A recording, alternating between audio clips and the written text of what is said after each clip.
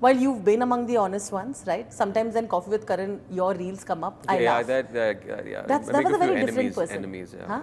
You end up making many enemies. Is that why you stopped going to shows? Because you were also among the actors who people loved for being candid. They say now you can't get that back. There's a lot of risk. I think it's too much, right, to handle. That's a little too. But even then, you rarely cared about it. So I want to know, like, have a part of you, has that changed? No. Like, will that stop you from... If I go on Coffee with Karan again, I'll get a mess of things again. I think probably I'll be worse off in the rapid fire round than I was before. Really? Yeah. Because it's an opinion, and I don't really have anything against these people. Sure. I just want to win the hamper. Yeah. Yeah. It just becomes a competitive thing. Yeah. And then you say these weird things. But even today, is it awkward for you to go to film screenings because people are expecting? I don't go to film screenings. Exactly. I've been very few film screenings, a very handful of film screenings, because I don't know. You're obliged to come out and praise, and I can't. And you can't. If I don't like it. Yeah. It's not that I go in to hate a film. Sure. What if I don't? I can't lie about it.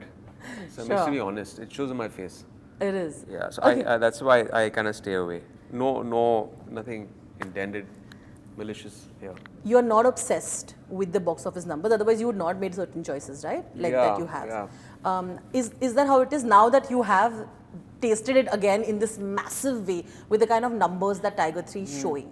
I want to ask, does that change anything for you? I'll tell you where I would want to go now. I would want to go into a more back to my constituency that I left for almost 7 years, because there was a phase where I felt I was done with that because that wasn't giving me satisfaction. That lover boy. And I went on to a path because I felt that I want to do something different because it's played its path.